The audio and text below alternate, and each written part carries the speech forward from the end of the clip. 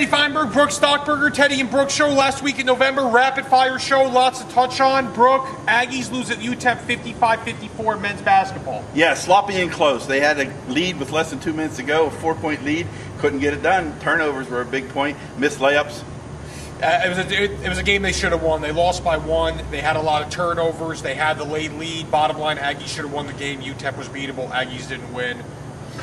They're 3-4 in the year.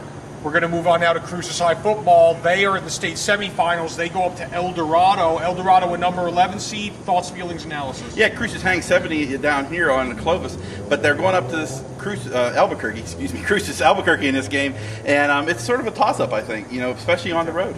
I do too. El Dorado is going to spread them out. 4 and 5 wide receiver sets. Cruces has shown they're weak against the pass this year. Cruces still the better overall team. I like Cruces, but if they can't get a respectable effort in the pass defense, they could fall. We're going to move on once again. We are going to touch on, I believe we're going to touch on Austin Trout. Yes. He is fighting No in doubt. Madison Square Garden. He is having a monster effort this weekend against Miguel Cotto. I mean, let's be honest, the guy's fighting at the Garden. It's a huge deal. Yeah, it's a big deal. He's going up there against Cotto. This is he's known in the boxing world, obviously, but this is real big coming out party right now for him. He could step it up and become a star. Yeah, I don't think it gets any better than fighting in Madison Square Garden. Obviously, that or MGM, you take your pick, but biggest fight of his career. He's 25-0. Cotto's a legend. It'll be interesting. I'm not ruling out Trout at all, and we're obviously all pulling for the hometown guy, Mayfield High School graduate. Fight's on Showtime if you're wanting to check it out. Fight is on Showtime. Aggie volleyball, they're in the NCAA tournament. They're going to number 12 BYU. Mike Jordan's taken them there 5 of the last 16 years. Yeah, going up to Provo. Coach Jordan has just really done a great job, obviously. He has during his whole 15 years here. But this is a team that really came on strong. And, they did it in the postseason, and they have that momentum now for the rest of the tournament.